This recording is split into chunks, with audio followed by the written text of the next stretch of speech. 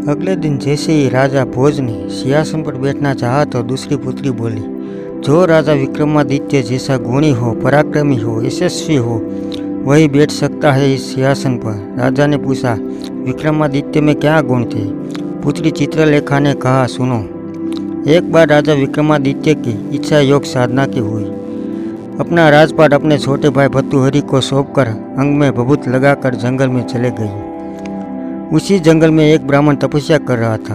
देवताओं ने प्रसन्न होकर उस ब्राह्मण को एक फल दिया और कहा, जो इसे खा लेगा वह अमर हो जाएगा। ब्राह्मण ने वह फल अपनी पत्नी को दे दिया। पति ने कहा, इसे राजा को दे आओ और कुछ धन ले आओ। ब्राह्मण ने जाकर वह फल राजा को दे दिया। राजा अपनी रानी को बहुत प्यार करता था। उसने वह फल अपनी रानी को दे दिया। रानी का प्रेम शहर के कोतवाल से था।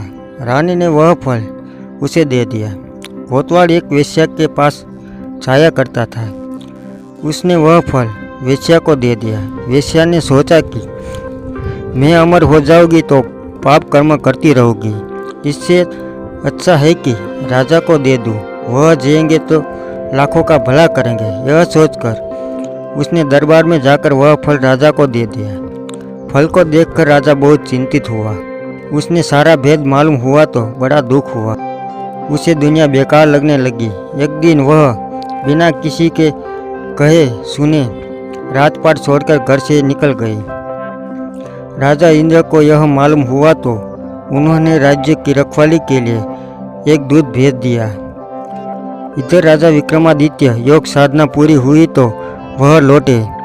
दूत ने उन्हें रोका। विक्रमादित्य ने उसे पूछा तो उन्होंने सब हाल बता दिया।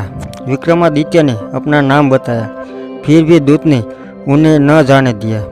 बोला, तुम विक्रमादित्य हो तो पहले मुझसे लड़ो। दोनों में लड़ाई हुई। विक्रमादित्य ने उसे पछाड़ दिया। दूत बोला, मुझे छोड़ दो, मैं किसी दिन आपके काम आऊँगा। इतना कहकर पुतली बोली, राजन, क्या आप में इतना पराक्रम है कि इंद्र के दूत को हराकर अपना गुलाम बना सको?